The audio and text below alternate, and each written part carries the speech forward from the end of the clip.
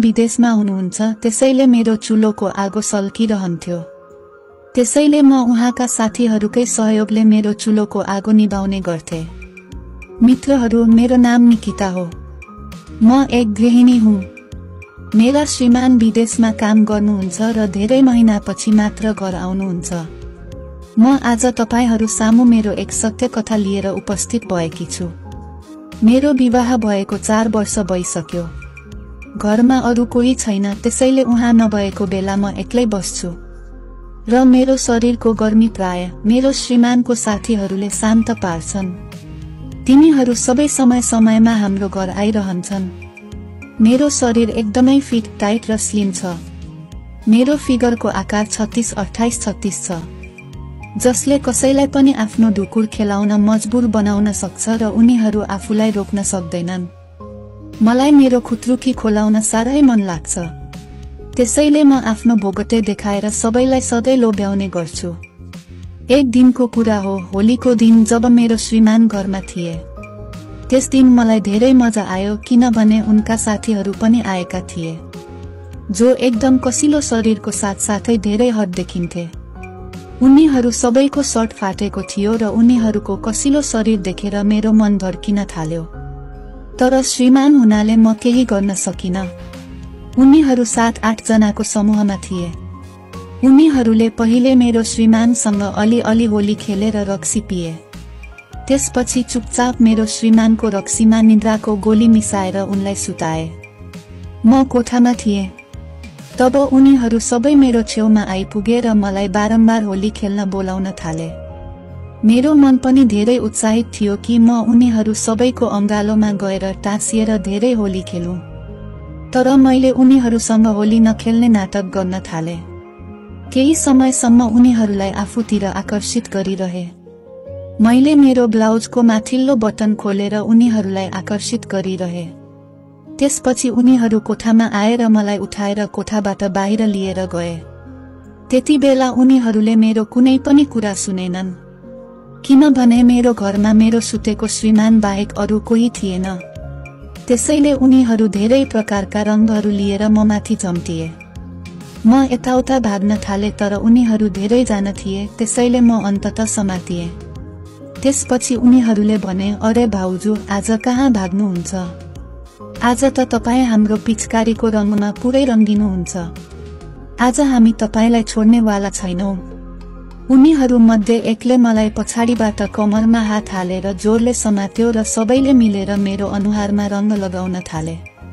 मेरो कोमल गाला मुसार्दै रङ लगाउँदै गए। मेरो कोमल गाला रङहरूले भरिँदै गयो र रातो, हरियो, नीलो, कालो र सुनौलो रङहरूले मेरो दरो रङ्गाइ सुरु भयो। म केही गर्न सकिरहेको थिइनँ। उनीहरू मेरो अनुहार रङ्गाउनेमा मात्र सीमित रहेनन्। त्यसपछि उनीहरूले मेरो शरीरका गोप्य भागहरू पनि रङ्गाउन थाले। उनीहरूका मजबुत हातहरू जो मेरो शरीरमा यताउति घुमिरहेका थिए, मेरो शरीरको तापक्रम बढिरहेको थियो। मैले फेरि उनीहरूलाई रोक्ने प्रयास गरे, तर उनीहरूले केही सुनेनन्। उनीहरू मसँग केही जबरजस्ती गरिरहेका थिए। उनीहरूका मजबुत र बलियो हातहरूले मेरो शरीरका भित्री अङ्गहरूलाई एक गरेर धेरै रङहरूले जोरले मसल्दै रगडिरहेका थिए। कसैको हात मेरो भोगटेको कोमलतामा थियो त कसैको मेरो पिठ्यूमा, कसैको हात घाँटीमा, कसैको हात अनुहारमा र कसैको हात मेरो खुत्रुकीमा पनि थियो। र वास्तवमा जो कोहीले पनि मेरो शरीरमा आफ्नो हातले मेरो शरीरको उत्तेजनालाई बढाइरहेका थिए। एक जनाको हात पछाडिबाट मेरो ब्लाउज भित्र पस्यो र त्यसपछि मेरो घाँटीको छेउबाट मेरो टाइट भोगटेको खोल्सा च्यात्दै उसले मेरो भोगटेमा रङ लगाइरहेको थियो। उसले मेरो गाडीको हर्न निकै जोडले दबायो। मलाई दुखेर म कराउन थाले। तर केही समयपछि अन्ततः मलाई पनि मजा आइरहेको थियो र मैले धेरै आनन्द लिन थाले। तर तिनीहरू मेरो ब्लाउजमा सीमित रहेनन्। तिनीहरूले मेरो रातो साडी फुकालेर फ्याँकिदिए। जुन साडी ती सबै रङहरूमा रङ्गिएको थियो र धेरै भिजेको थियो। अब म उनीहरूको अगाडि मेरो कोमल जवानी लिएर केवल ब्लाउज र पेटिकोटमा उभिएकी थिएँ, जसले उनीहरूलाई मेरो खुत्रुकी खोल्न निमन्त्रणा दिइरहेको थियो। मलाई लाग्यो कि उनीहरू मलाई निर्वस्त्र नगरी छोड्ने छैनन्। केही गरेर म उनीहरूको बीचबाट भाग्ने बाटो पाएँ। तर जस्तै म भाग्न थाले, उनीहरूले मलाई फेरि समाते र मेरो कपाल तान्दै मेरो घरको आँगनमा लगे। उनीहरूले मेरो सम्पूर्ण शरीरमा रङको मालिस जस्तो गर्न थाले। उनीहरूले मेरो पेट, हात, पाखुरा, कमर, बोगटे र जाँघहरूमा पनि रगड्न थाले। म रोएको जस्तो गर्दै थिएँ र उनीहरूलाई देखाउन कोसिस गरिरहेकी थिएँ कि मलाई यो मन पर्दैन, मलाई छोड्नुहोस्। तर वास्तवमा मलाई यसमा धेरै मजा आइरहेको थियो। उनीहरूको कडा हातले मेरो शरीरका अङ्गहरू एकदमै जोड-जोडले रगडिरहेका थिए, जसले मेरो शरीरको आगो झनै बढिरहेको थियो।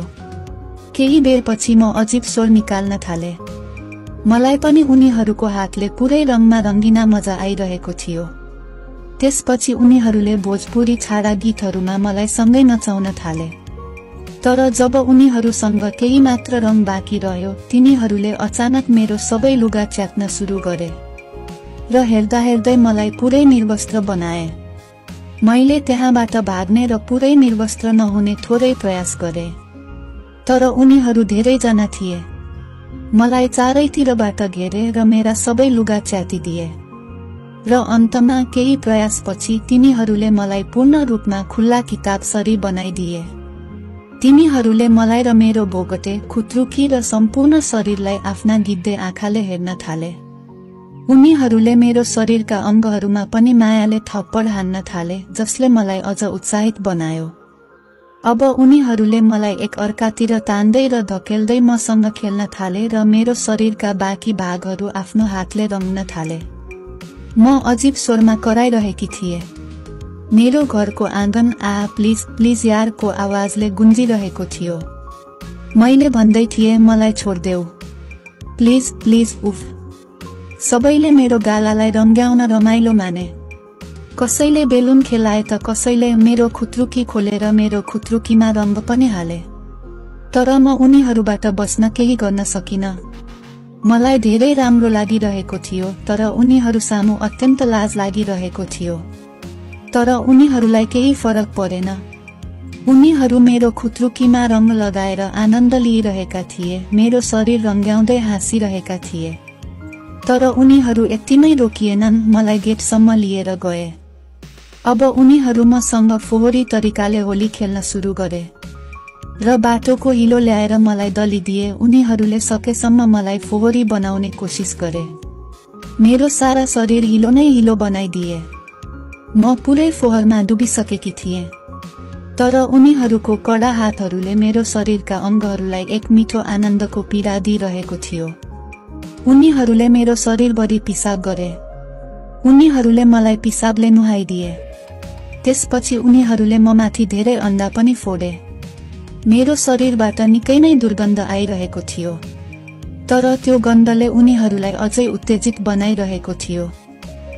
तर अन्त्यमा मैले उनीहरूबाट पूर्ण आनन्द उठाएँ। उनीहरूको यी सबै क्रियाकलापले मलाई उनीहरू झन् प्रिय लाग्न थाले। त्यसपछि उनीहरूले पालै पालो मेरो खुत्रुकी खोल्न थाले। उनीहरूले मलाई आफ्ना ठूला ठूला उखु पनि चुस्न लगाए अनि मेरो शरीरमा आफ्ना उखुको रस खन्याए। मलाई आफ्नो उखुको रस पनि पिलाए, जुन मैले आनन्दले पिएँ। त्यो मस्त होलीको दिनपछि जब मेरो श्रीमान काममा हुन्छन् र म घरमा एक्लै हुन्छु, तब मेरो श्रीमानका साथीहरूले मलाई मेरो घरमा ग्रुपमा आफ्नो चापीमा तेल दलेर मेरो खुत्रुकी खोल्छन् र म रमाइलो गरेर थकित